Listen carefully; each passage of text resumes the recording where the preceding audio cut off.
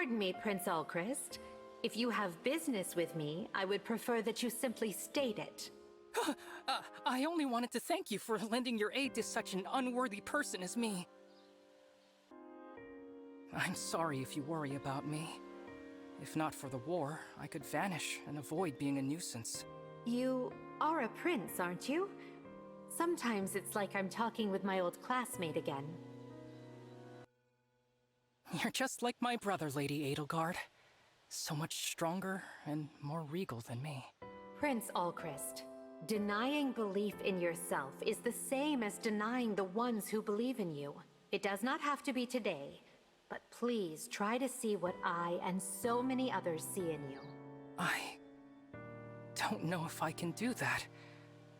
But thank you for the kind words all the same.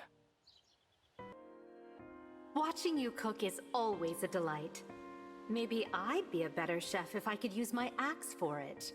Cooking using weapons? That would create a whole new experience. I think it's worth a try. It's important to keep in mind that an army's food directly translates to its morale. Indeed. I wish I was a better cook. I feel like someone else told me the same thing.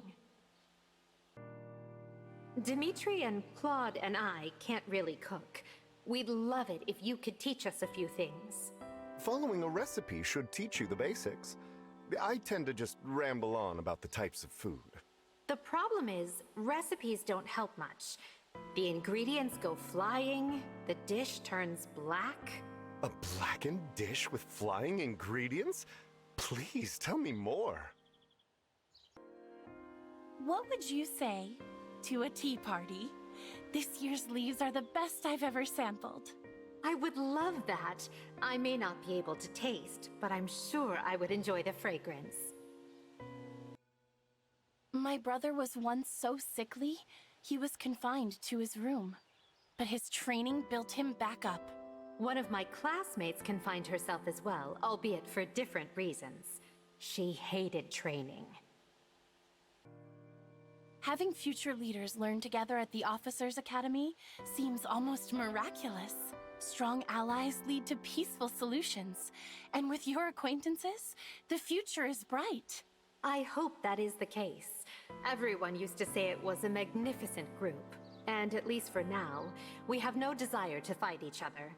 We all wish to save this world. You've been observing me quite a bit, Lady Edelgard. Is there something amiss? Apologies. Your careful and meticulous fighting style just reminded me of a sniper I once knew. I came upon a certain booklet earlier. It was a story starring Amber in the leading role. It's an honor to know an Emblem is reading it. I'd love to hear your opinion. Thank you for your feedback. I didn't expect you to find that passage funny. It was quite amusing. I think it is great that you can freely exercise your imagination that way. What a relief. I thought you might scorn the humorous writing, given how little I smile. No one should criticize you. Everyone knows you cannot judge a person by their appearance. You always seem to be pushing yourself. I just hope you are getting enough rest. I feel calmer when I'm moving for some reason. Must just be part of my personality. Are Dimitri and Claude good friends? They always seem to be around each other. Well, I don't think they're enemies or anything. Why do you ask? What do you mean, why do I make myself unobtrusive? Did I do something? Well, the last time I was talking with the Divine Dragon, I looked around and you were there. I wasn't trying to hide. I just didn't want to interrupt, so I became one with the wall. One with the wall? I don't think I understand. But you could have just joined in. What lovely weather today! Perfect for a bare-knuckle brawl. Civilized duel. I don't know about any of that, but the weather is indeed auspicious. You come from a common background, correct? Is it difficult for you living among nobility? It was at first. Grilling meat outside, camping for days at a time. 'Twas all very new to me. You are amazing. A flower that bloomed in the proper soil. Me, I hated my home and ran away. I am more like a poison flower, trying to grow even if I make everything around me wither. I am not the kind of person you should be looking up to. Is that not just as grand? I myself love poisonous flowers more than normal ones. Hey, Edelgard! How's my hair today? Perfectly cute as usual. Yes, Rosado. Lovely as always. I'm hoping to go back to the academy after the war's over. What are your plans, Edelgard? Only to walk a path of my own making, as I believe everyone should strive to do. You're so ambitious, Edelgard. My life goals probably seem kinda silly to you, huh? I never feel like you're looking down on me, though. Why is that? My ambitions don't make me superior to you. What matters is that you're true to yourself. That's my perspective anyway. I can think of at least one person who wouldn't approve. Lady Edelgard, I wanted to thank you again for lending the Divine Dragon your strength. Please, there's no need to be so formal. We're allies, are we not? Sir Vander, the children admire you greatly. I'd love to have your skills under my banner. It is a most magnanimous offer, but I serve only the Divine Dragon, and will do so until the end. I noticed you watching me knit, Lady Edelgard. What did you think of the handkerchief? I thought it was impressively intricate. Your fingers are quite nimble, Sir Vander. I'm honored to hear you say that.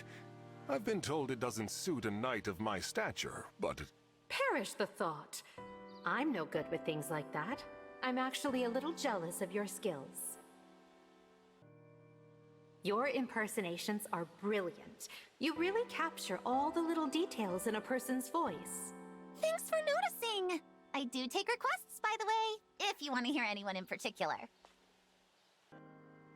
You are incredibly observant. That must be why impersonating others comes so easily for you. Oh, stop.